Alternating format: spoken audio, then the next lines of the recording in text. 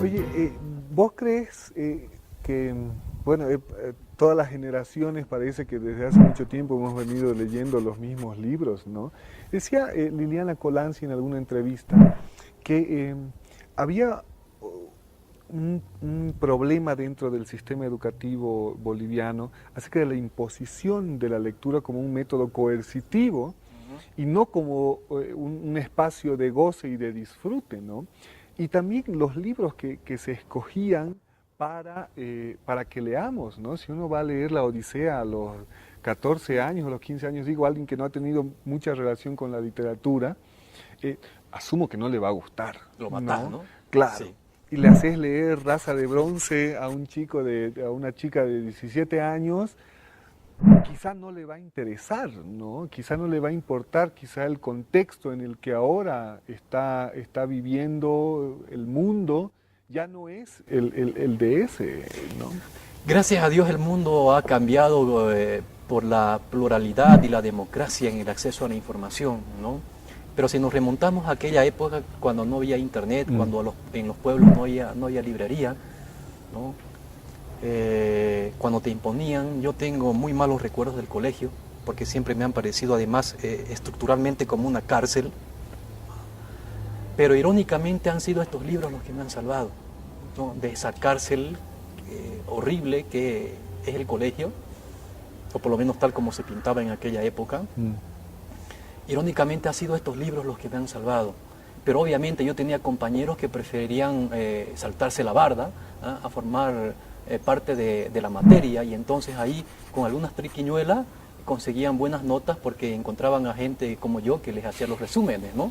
Y yo se lo agradecía en los recreos. Pero ¿Ah? el problema también de la escuela es que creo que tenemos un sistema educativo que tiene una estructura del siglo XIX, con maestros que han sido formados el siglo XX y que tienen alumnos del siglo XXI.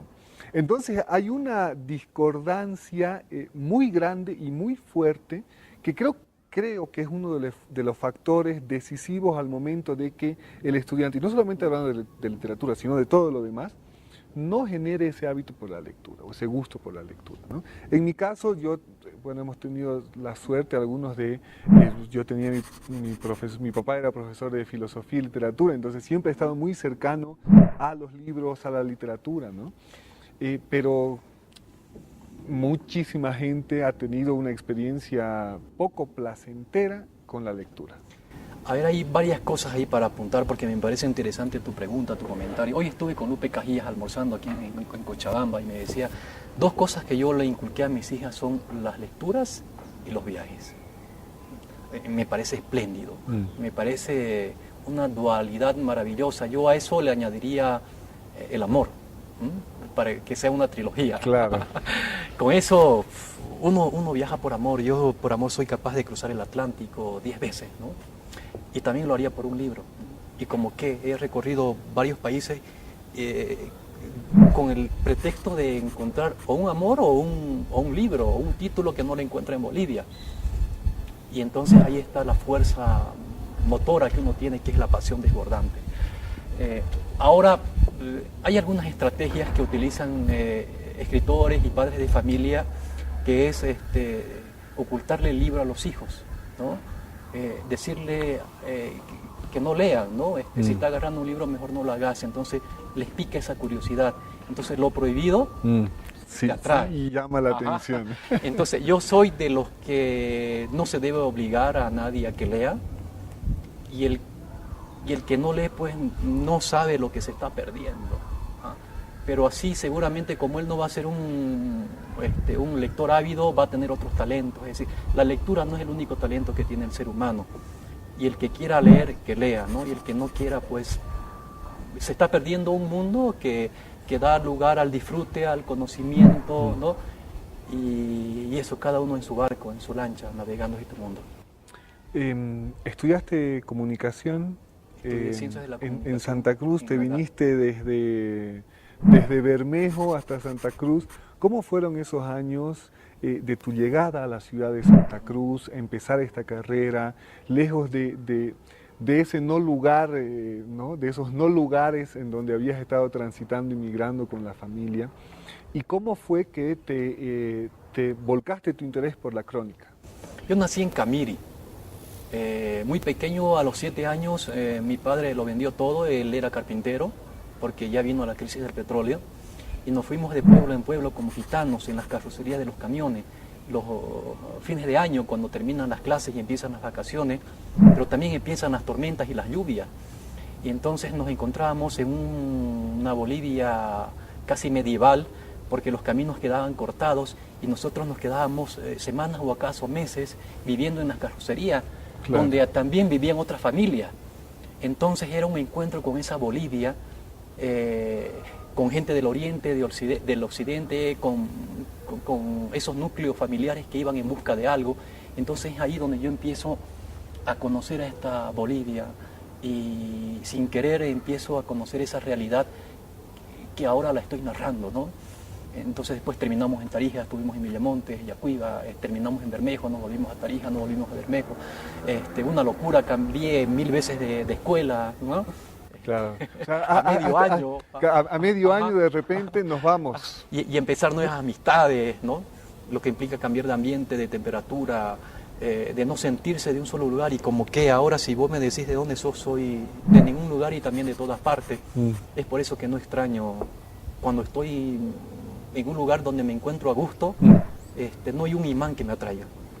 Y has estado, y bueno, también lo negativo de eso es el que al final no se crean lazos, ¿no? Porque a medio año tenés que cambiar, para un niño es algo muy complicado, ¿no? Al medio año cambiar de ciudad, de colegio, porque de hay discriminaciones, ¿no? Sí, sí, naturales de los niños, que son los perfectos desconocidos y que tienen una maldad tan natural y que eso uno lo ve cuando es extraño. Entonces uno va acumulando todo eso, en mi caso con el viento a mi favor, porque me ha permitido conocerme a mí, pero también conocer a mi gente, a la gente con la que estoy alrededor. Llegaste a Santa Cruz y tu primera opción fue estudiar comunicación. Sí, porque a mí me gustaba la literatura, ¿no? Y no había una carrera de literatura. No la hay, de hecho, aún. Es más, sí, no la hay. Entonces, ciencias de la comunicación era lo más cercano para no hacer cosas físicas, ¿no? Porque yo dedicarme a la ladrillería no me da el físico, ¿no? Entonces lo mío es más escribir, más estar ahí, no en un escritorio, pero sí recorriendo el mundo con las sandalias de viajero, como ya lo dijo Capuchinque. Entonces me encuentro todavía con una ciudad bonita, con una Santa Cruz del 98, donde no había el caos tremendo, ni las autoridades eran tan sinvergüenzas, ¿no? Que no hacían nada. Claro. Por lo menos había algo de pudor, mucho pudor, la ciudad era hermosa, claro, la universidad era floreciente, yo estaba joven, todavía tenía olfato para descubrir, ¿no? Esa adrenalina que uno la encuentra que solamente están en la juventud. Tenía muchas ganas de comerme el mundo, empecé la carrera y entonces ahí viene mi primera desilusión, ¿no? Ahí se acabó la parte bonita de la historia. Sí, y me doy cuenta que el periodismo está en las calles, en las montañas, en la selva, está en el prójimo, que no está en la plaza 24 de septiembre, ni en los ministros, ni en las conferencias de prensa.